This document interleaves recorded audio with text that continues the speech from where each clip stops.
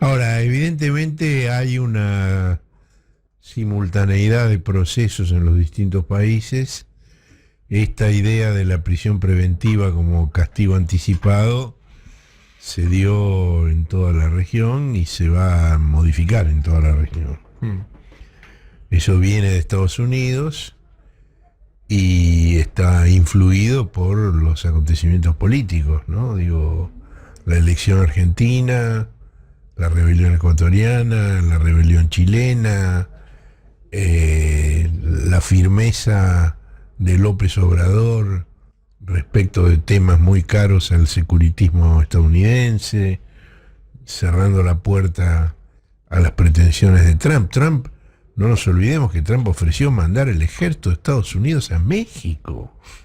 Sí. Digo, en cualquier país es impresionante pensar el ejército de Estados Unidos, pero en ningún lado del mundo más impresionante que en México, Ujú. donde el ejército de Estados Unidos estuvo instalado y se quedó con medio país hace poco más de un siglo. Sí. Sí, sí, sí. Por supuesto, López Obrador le contestó muy bien, pero el mero hecho de que Trump lo plantee ya es muy, muy llamativo. Sí. Trump, que por otra parte no está muy bien con las Fuerzas Armadas de su país. Digo, el presidente de Estados Unidos ha planteado el retiro de tropas de distintos lugares del mundo. Y eso ha sido objetado por los altos mandos militares. Hay un tipo de conflicto bastante novedoso en Estados Unidos. Digo, los conflictos entre presidente y Fuerzas Armadas parecían una exclusividad sudamericana. Bueno, pues no. En Estados Unidos también ocurre. Había una película sobre un golpe de Estado en Estados Unidos. Creo que era de Frankenheimer, pero no la recuerdo exactamente. Pero había pero una película ya vieja, Sí. de más de 20 años. Hay un viejo chiste de que en Estados Unidos no hay golpe de Estado. Pues porque no hay embajada. No hay embajada de Estados Sí, Unidos. sí, sí. Vos decís el The Manchurian Candidate. No, No, por esa. no. La que No, se pero llama- sí. no importa. No, pero lo que sí debe haber en Estados Unidos es una mirada a lo que está pasando ahora en América Latina. Digo, cambio en México, cambio en Argentina, lo de Lula, la renovación de Evo. Y fracaso y absoluto fracaso, en claro. Venezuela. Sí. Fracaso absoluto en Venezuela. Se propusieron una política de cambio de gobierno y de nation building, como le llaman ellos, y fracasó. Digamos, incluso hubo un atentado contra el presidente. Si le tiraron desde un dron, Sí. le tiraron unos Oh, cohetazos. Sí.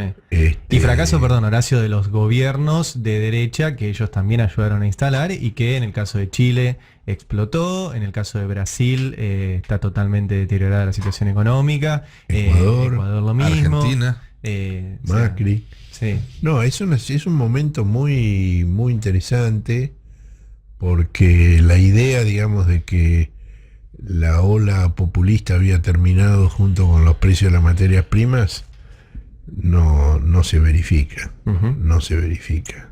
sí. No es así, no está terminado en absoluto. Por supuesto, la situación sigue siendo muy difícil.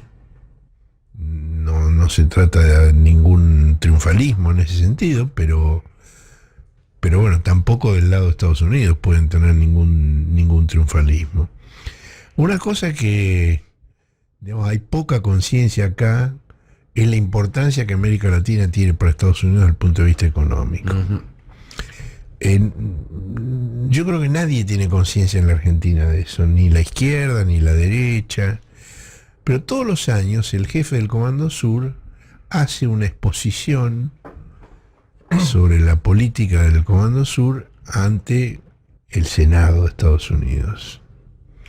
Y en esa exposición ofrece una cantidad de datos sobre la situación económica de su país y las relaciones con su zona de influencia, Ujú.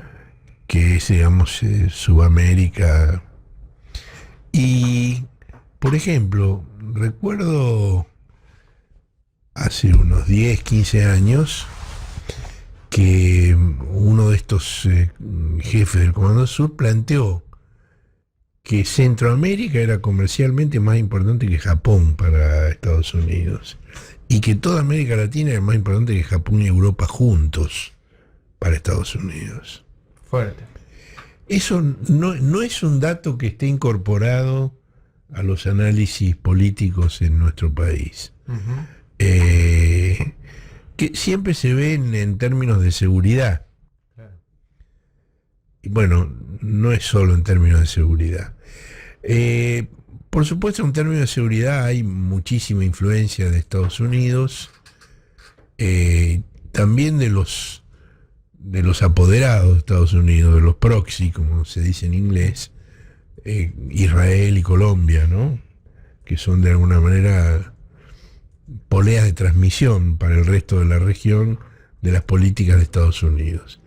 Ahora, no sé si recuerdan hace un par de semanas en el Cohete a la Luna la nota de Graciana Peñafort mencionando una película del mismo director de Blade Runner, o del mismo autor, un libro del mismo autor de Blade Runner, donde había unos... Philip Dick, donde digamos, ella vinculaba, digamos, la prisión preventiva sin condena que se practica en la región con los escuadrones precrimen que había en esa distopía de Philip Dick. Era la película, la adaptación era Minority Report, la que hizo Steven Spielberg.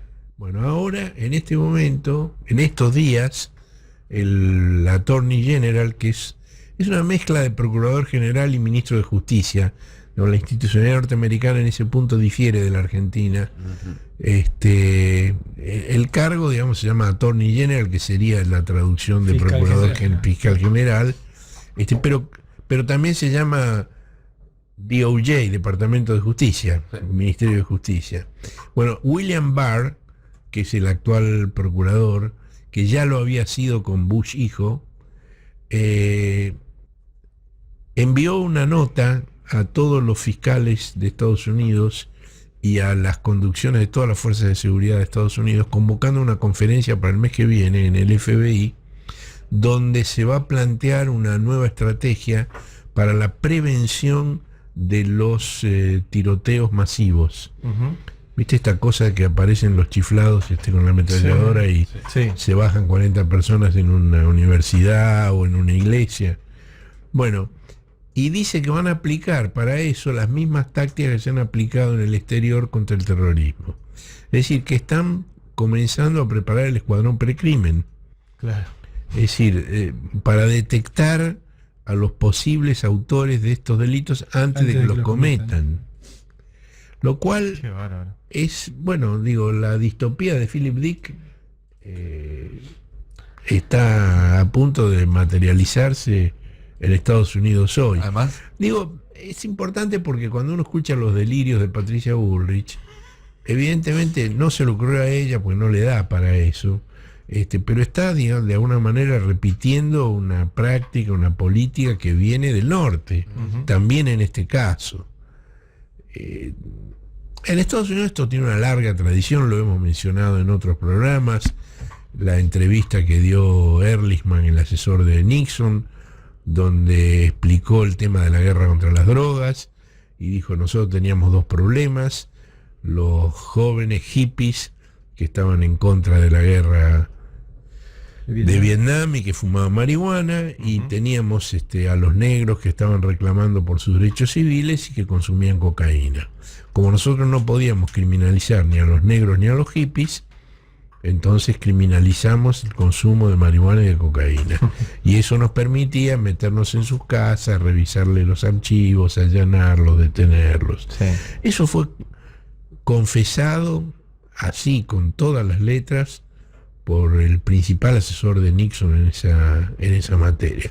Es decir, que la política de control social con cualquier pretexto no es nueva en Estados Unidos. Lo nuevo, o relativamente nuevo, sería que se aplique puertas adentro. En general se ha aplicado en el resto del mundo. Si bien hay antecedentes, en este momento se está cumpliendo un siglo de las expulsiones, de las detenciones y expulsiones masivas de comunistas. Digamos, luego de la Revolución Soviética, hubo una política en Estados Unidos en ese sentido que fue avalada incluso por la Corte Suprema de Estados Unidos. El hombre. No es por mandarnos la parte, pero quiero recordar que cuando hace más de una semana anunciábamos que iba a hacerse el grupo de pueblo este fin de semana, avisamos que a lo mejor llegaba con una buena noticia respecto a Lula. Es verdad. Bueno, llegó. Es verdad, es verdad. Bueno, aquí entrevistamos a Adriano Lo Diogo, mencionamos hoy. Sí. que también mencionó. Sí. No, que además hablaba del impacto regional que tenía la elección de Alberto. Claro. ¿Sí? Porque están mirando desde Brasil lo que sucede en Argentina. Así que bueno, hoy tienen una cena, todos los integrantes del grupo de Puebla. Mirá si llegan a la cena con Lula ya fuera de la cárcel. Ya por lo menos está la noticia. Aunque esté brindando en Curitiba. Que esté brindando Lula en Curitiba y los miembros del grupo de Puebla aquí. Sí, deberíamos que todas las... A ver, son historias muy complejas, con muchos detalles, cuestiones jurídicas, como hablábamos, que este fallo no fue sobre Lula en particular, sino sobre otras cuestiones, con cuestiones geopolíticas y demás. No deberíamos perder el foco en lo importante, y que queda demostrado con esto, que es que un juez metió en preso a un dirigente político para impedirle ser candidato en un proceso electoral, y el ganador de ese proceso electoral premió a ese juez con el Ministerio de Justicia. ¿Sí? Creo que eso es el núcleo de la cuestión, es lo verdaderamente escandaloso. ¿Sí? Estamos hablando de una proscripción en un país con una importancia regional y global enorme, y creo que es importante, digamos, que en el medio de todo esto de las celebraciones, de las discusiones jurídicas y demás, no se pierda de vista lo central. Hubo una proscripción al candidato más popular, y hoy en día en Brasil gobierna lo más parecido a un nazi que hemos tenido democráticamente electo en Sudamérica. Yo más temprano, cuando hablábamos de Bolsonaro y de Macri, que dije que me parecía que Bolsonaro en algún punto era peor que Macri. No me acuerdo qué palabra usted, que algún oyente después comentó en el programa de radio, comentó en un mensaje de audio. Parece liberal al lado de Bolsonaro. Claro, al lado de Bolsonaro, Macri parece liberal, y esto no habla bien de Macri, sino que en todo caso habla de Bolsonaro está fuera de cualquier escala en la política argentina. No podríamos compararlo con ningún político que haya habido del 83 hasta acá. Y con la política mundial, con las pocas excepciones de Trump, Orbán y los mellizos Salvini, los polacos. Salvini y los Le Pen. Así es. Pero bueno, nada, eso. Una proscripción en Brasil le abrió paso a través de la democracia a una figura como Bolsonaro, y creo que eso es el núcleo de la cuestión y sobre lo que tenemos que estar muy atentos para que no se repita. Ahora, al mismo tiempo, en la Argentina, Macri, en cuanto fue electo presidente, presionó a los accionistas principales de la señal de noticias CNN, C5N, para que apoyaran el intento oficial de detener a Cristina Fernández de Kirchner. Sí, totalmente. No, y repasar también algo que hablamos al principio, pero para aclararlo, acá no se trata de un juez loco que detuvo a Lula. ¿Sí? Cuando hablamos de lawfare o de guerra judicial, y a veces nos miran como, che, a ustedes los periodistas les encantan las teorías conspirativas, nosotros ya hemos contado aquí que hay documentos de seguridad nacional norteamericanos, que además son públicos. Muchos de ellos, están subidos a la página del Departamento de Estado norteamericano, donde ellos revelan ahí sus estrategias respecto de los distintos países. Y ahí cuentan, y los hemos publicado textualmente, por ejemplo, que van a ayudar a mejorar los poderes judiciales de los países en los cuales ellos tienen intereses. Lo dijo Edward Prado en la audiencia de confirmación en el Senado antes de venir como embajador a la Argentina. Lo dijo él exactamente. Y además en esos documentos teóricamente de seguridad militar, lo que dicen es que con esas maniobras lo que quieren es garantizar que las empresas norteamericanas puedan competir en igualdad de condiciones en los países que ellos tienen interés, bloqueando el acceso de China. Eso está escrito. y de Rusia. Exactamente. Y esto se vincula con la Directiva Estratégica de Seguridad que firmó Trump en cuanto llegó a la presidencia, Ujú. en la cual plantea que el eje de interés de la seguridad de Estados Unidos se desplaza del terrorismo a la competencia con potencias rivales Ujú. como China, Rusia, y ahí se menciona también a Irán. Menciono todo esto porque no nos vayan a hacer creer que Odebrecht es la única empresa coimera del mundo, ¿no? Digo, Odebrecht era la que no le permitía el ingreso a las grandes corporaciones norteamericanas para la obra pública en Brasil y en muchos otros lugares, como por ejemplo en Cuba también, donde Odebrecht había construido el puerto ahí en Cuba. Entonces, para que se entienda que, y trayéndolo a la Argentina, recién Horacio nombraba al actual embajador, que es un ex juez, que vino a ayudar a mejorar la justicia. Recuerdo de nuevo que el anterior embajador, Noah Mamet, no se fue de la Argentina cuando terminó su trabajo como embajador. Se quedó haciendo Se quedó negocios. para abrir un bufete de abogados que se dedica a introducir grandes empresas norteamericanas en distintos países para quedarse con los negocios de cada uno de los países. Son Entonces, varios embajadores de Estados Unidos y de Israel que terminan el mandato y se quedan haciendo negocios. exactamente. El israelí Avirán, Ujú. el norteamericano Chick. Claro, Sí, claro. sí. O sea, estamos dándole un montón de datos, o sea, documentos oficiales norteamericanos, datos de lo que hacen, las causas judiciales que arman, en Brasil con Moro, acá con Bonadío, los servicios de inteligencia que operan tanto los norteamericanos como los de cada uno de los países para el armado de estas causas, y los medios y los periodistas. O sea, no hay lawfare, no hay guerra judicial sin medios y periodistas que sostengan eso. O sea, esa es toda la complejidad para entender el caso de Lula, que llegaron al extremo. Y eso lo puso por escrito Moro cuando antes de empezar toda la campaña la explicitó. Mm. Él escribió un trabajo sobre el manipulito italiano y ahí destacó justamente la importancia de la relación de la justicia con los medios. Porque los medios son los que están llamados a darle legitimidad Exactamente. pública, política a la acción de los jueces. No hay lawfare sin periodistas, amigos. No hay. Periodistas son los que lo ejecutan, obviamente sin los medios en los cuales trabajan esos Sí, los periodistas. periodistas son fungibles, lo que importa son los Claro, medios. no hay lawfare sin los medios que lo legitimen. Bueno, esos son todos los personajes. Por eso es tan importante lo que sucede con Lula, porque es a donde llegaron al mayor extremo. O sea, ahí en Lula está el círculo completo. El espionaje, ¿se acuerdan? Ya lo recordamos más temprano, pero de vuelta.